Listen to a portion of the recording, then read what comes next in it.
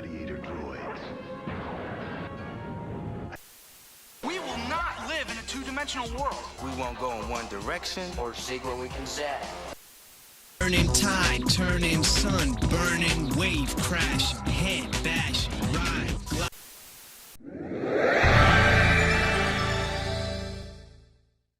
What's going on, Retro Warriors? The N64 gave us legends like Mario 64, Ocarina of Time, and GoldenEye. But what about those games that got buried under the hype? I mean, we're talking about like diving deep into the most underrated gems out there, and that's exactly what we're gonna be doing today. The ones that deserve more of a spotlight but were overshadowed by the big names. We've done the NES, we've done the Xbox, we've done Sega, and we've done the Super Nintendo, and today we do the N64.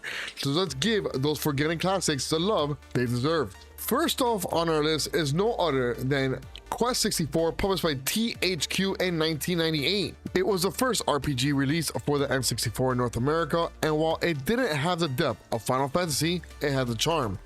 You play as Brian, a young mage searching for his missing father and stolen Elatau book. The elemental magic system was unique, and leveling up stats based on how you fought was ahead of its time. Critics slammed it for being too simple, but for many of us, it was the first taste of RPGs on the N64. Number 2 on our list will be no other than Mischief Makers. Developed by Treasure and published by Enix in Japan and Nintendo internationally in 1997. This 2.5D platformer stars Marina Lightyears, a robotic maid on a mission to rescue her creator. The Shake Shake mechanic was unlike anything else. You didn't just jump and punch, you grabbed and shook everything. Critics didn't know what to make of it, but fans loved its quirky style and inventive gameplay. It's still one of the most requested re-releases. Those are just 2 games right now, and like Quest 64 was so much fun for me. I remember playing it back in the day, and a lot of people like didn't like the mechanics and the fighting styles and the creatures you fought and everything like that, but for me it was still great out there. So before I go into my other picks as well, I want to go out there, and we did post this on, you know, other socials and everything like that. We're gonna use some chats requests right here. All right, so chat right now had one of their choices as a Chameleon Twist from Japan System Supply, Sunsoft in 1997. A platformer with a twist. Literally, you play as a chameleon with a tongue that acts like a grappling hook. It's weird, it's short, and it got some of the most creative movement mechanics on the system. Critics didn't get it, but players who did were hooked. Never played Chameleon Twist. I might have to check that one out, but if chat says it's pretty good, I'm giving them the benefit of the doubt on that one. But this one that is being announced right now is one that I did play, which is no other than Atari Games and Midway from 1999, Gauntlet Legends. A dungeon crawler with arcade roots. You and up to 3 friends battle through kingdoms, level up your characters, and take down Scorn. It was one of those few N64 games with a true co-op action, and it still holds up as a party game. I mean, honestly, those Gauntlet Legends was a great game. I remember playing always as the wizard guy in the game, and it was fun because you played in the arcades, and obviously with the N64, you know, you had your 4 friends over and stuff like that. So it was a lot of fun game. Let me know in the comments below if you think there's any underrated games that you enjoyed from the N64, because I know there's a lot of them back in the day. So let me know. Let's see what happens. But we go to number 3 on my list of the underrated games. Rare was on fire in the N64 area, and Jet Force Radio is one of the most overlooked hits. Released in 1999, this third-person shooter had you play as 3 space warriors fighting off insectoid army led by Mazar. The game mixed platforming, exploration, and intense combat, plus it had co-op and racing minigames. But its complex controls and mandatory tribal rescues turned some players off. Still, it's a sci-fi game that deserves a second chance. Let me tell you right now, seeing a dog with a jetpack, you got me hooked on that one. Jet Force Gemini was one of those games that was very good. Rare had so many games back then. I mean, you had the Banjo-Kazooies, the Banjo-Tooies, Banjo-Chewies, whatever they're called. But that was one of those games that really stood out to me. That was underrated on things. A lot of people say it wasn't underrated, but to me, compared to other games that Rare had, it was one of those most underrated games out there. Number 4 on the list is know that if you love strategy RPGs, Org Battle 64 is a must-play. Developed by Quest and published by Nintendo in Japan and Atlas in North America.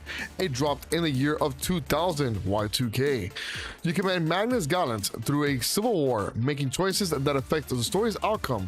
With deep unit customization, branching paths, and political intrigue, it was everything fans of Tactics Org wanted. But its late release and limited cartridge supply made it a hidden treasure. I think honestly, like, those RPGs in the X64 kind of like weren't as big as they were for the NES and the Super Nintendo, because you remember, obviously, we had NES, we had so many Final Fantasy games.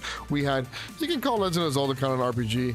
You had Dragon Warrior, you had all these other games. And Super Nintendo, you had Illusions of Gaia, you had Chrono Trigger, you had Final Fantasy VI. You had so many games on there as well that were great. N64, I kind of feel like they took like a little bit of a back step and were giving us more of those party games than those RPG style games out there. And if you think it's true, you know, make sure I like it, because, you know, we know it's true. But the last one on my list, guys, is no other than before SSX and 1080 snowboarding, there was Snowboard Kids. Published by Atlas in 1998, this game was basically Mario Kart on snowboards. You raced through crazy courses, used power-ups, and even had to pay coins to grab items. It had personality, tight controls, and a killer soundtrack. But with its kiddie visuals and lack of marketing, it never got the attention it deserved. Today, it's a cult classic and one of the rarest N64 carts out there. It's funny because, you know, obviously 1080 snowboarding was one of the bigger games for the N64. I actually have 1080 snowboarding right here for the N64. One of my favorite games as well. So it's funny that this game got not as much love as they should have, because I think it's people were like with the kiddie part about it, but I mean a lot of people in my other socials were super excited when I mentioned that game, because it was one of those really hidden gems and they were like, I didn't think anybody knew about this game. So it's pretty cool to see that. So there you have it, the most underrated N64 games that deserve a spot in your collection. If you grew up on any of these, you have them, or you think of any other games that you think should be in there, drop a memory, drop the game that you think in the comments below.